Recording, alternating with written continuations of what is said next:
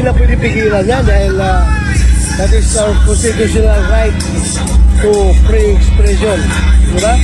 Hindi na pwede pigilan yan. Not unless gumawa ng violence, diba?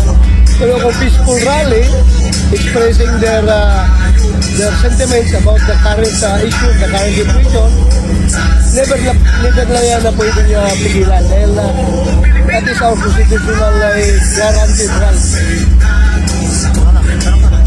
Sir, abot po sa impeachment po ni BP Sara, may ano po kaya, ano po opinion niyo sir? Well, wala tayong control sa House of Representatives kung gusto talaga lang yung impeach, di ba? Lalong-lalo na yung liderato nila ay talagang malaking binabalak. Talaga pinaplano nila yan. Pero ang gusto niya ngayon pagdating sa Senado, kasi kami ang tatayong mga hurado kung i-convict ba si BP Sara o i-acquit sa kanyang impeachment. So, tingnan natin. I doubt makalusot sa Senado yan. I doubt. Senator Bato, tanong ko lang yung doon sa threat kay BP Sara. Anong palagay niyo doon? Totoo po ba? Well, hindi naman gawa yan ni BP Sara. May informasyon talaga, credible information na karating sa kanya. So, dapat una rin napansin niya ng ating mga otoridad. Okay na. Ayan na, helicopter. May bumaba. Nako, sino kaya yun? Si Duterte na ba? Nako, naka-helicopter. Bro. Uy, si Duterte. Ang ipinagpinta ng 25 tons na ginto na nagkakahalagang 129 billion pesos. Nalayawa na din ba? Tatahimik na lang ba tayo? Tatahimik na lang ba tayo mga binayang Pilipinas? Tatayag na lang tayo na harap-harapan tayo ng nakawan ng ginto? Akala ko ba nabibigay sa mga ginto? Di ba? Ang mga karas nila sabi, pag si Brenda Marcos na manalo, mamimigay ng ginto. Talyano boy. Ano na yung Talyano boy? Italyano boy pala. Sabi mamimigay ng ginto. Pinusunaho ngayon ang nagnanakaw ng ginto. Ginto ninyo yan. Ginto natin yan. Ginto natin lahat yan. Kailangan sumili natin si Bongbong Marcos na saan ang pinagbintahan ng gintong 25 tonelada.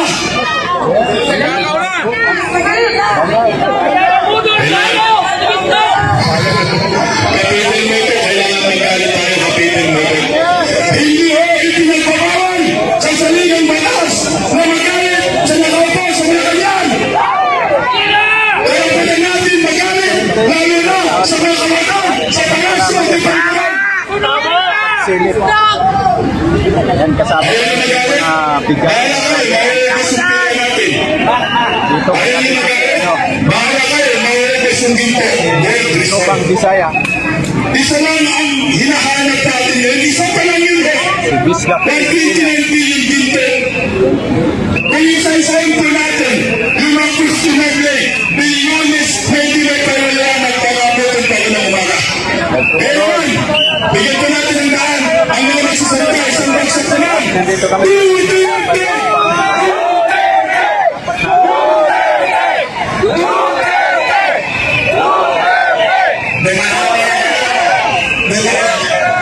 Dumarami na tayo.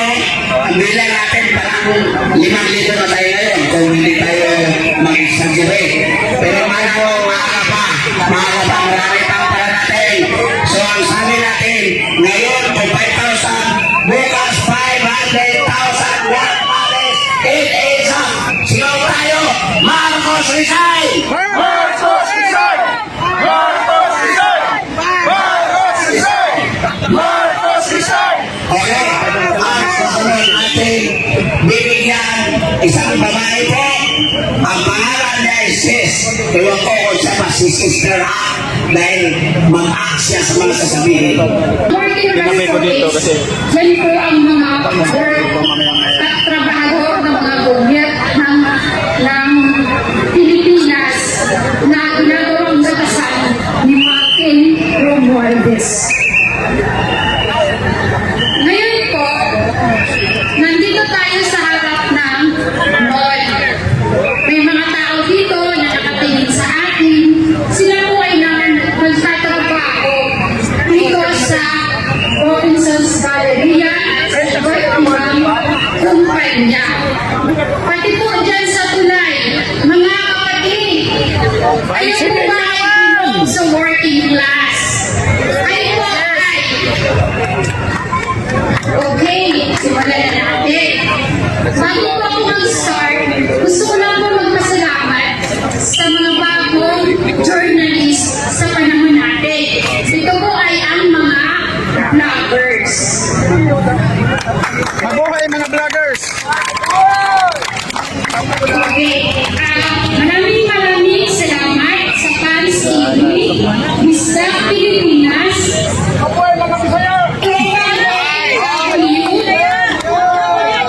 Ate Meldy, Tropang Bisaya, Kababayan Viral PH, kamusta po si Isla?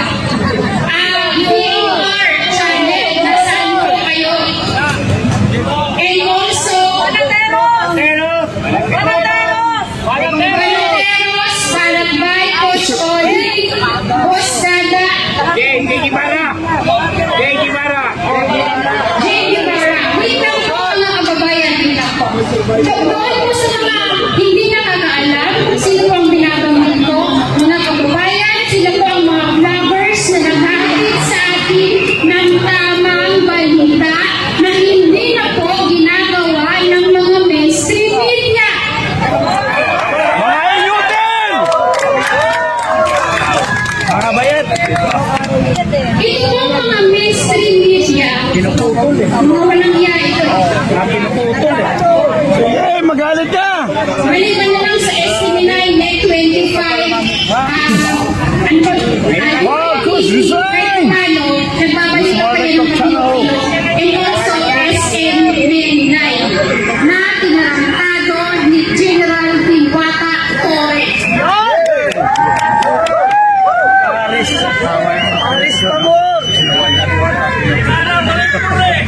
Nandito rin po pala ang Silly Motion.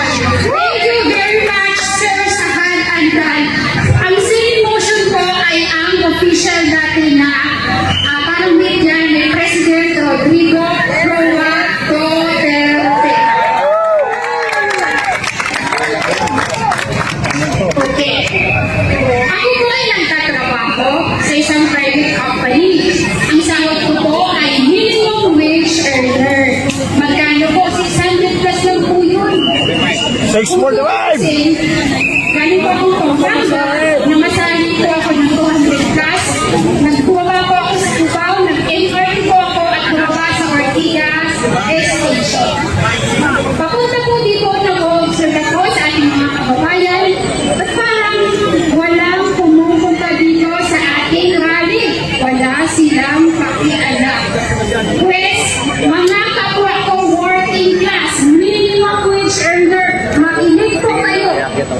Kung bakit po kayo dapat makialam. Si Martin Romualdez po ay harap-harapang pinakain ang pondo ng Pilipinas. Yung tangkalustos na yan. Yung tangkalustos na yan. Kinuha yung pondo ng Pilipinas para gawing ayuda. Pinamumugmod sa mga aso niya sa Kongreso. Sino po ang kababa mga kababayan? Kawawa ang mga Pilipino. Mahina yung mic, mahina. Yung mic, mahina. Nagorgor na! Ayan, okay. Okay. Ang pinakawawa ko ay ang mga nagtatrabaho. Bakit? Lalo-lalo na yung mga taxpayers. Ako po ay buwan-buwan kinapagtasan ng pag-ibig is PhilHealth at mountain tax. Ngayon sa mga working class, mga empleyado ng Robinsons, alam niyo po ba na ang SSS ay binugurot na ni Martin Romualdez ang pondo? Mga working class, kapwa ko trabahador, minimum wage earner, alam niyo po ba na kinuha na ni Martin Romualdez yung pondo ng PhilHealth? Kasama si Rico. Kailan po kayo magsalita ang kapwa ko trabahador? Kapag nagkasakit kayo, Ang kilo ng at bigas. i-aabil nyo yung PhilHealth, ang sasabihin sa'yo ng PhilHealth, patay mo kung ikaw, wala ka ng pera sa PhilHealth, kinuha na po ni Martin Romualdez. Anong mararamdaman mo? Pangalawa, binibitaan po tayo ng SSS. Binibitaan po tayo ng pag-ibig. Sa ngayon po si Martin, hindi pa ginagalaw ang pondo ng pag-ibig. Pinagkakaluhan pa lang niya siguro kung paano niya nanakawin. Mga security guards, mga service crew, cashier, merchandiser, delivery driver. Putang ina, kailan kayo lalabas?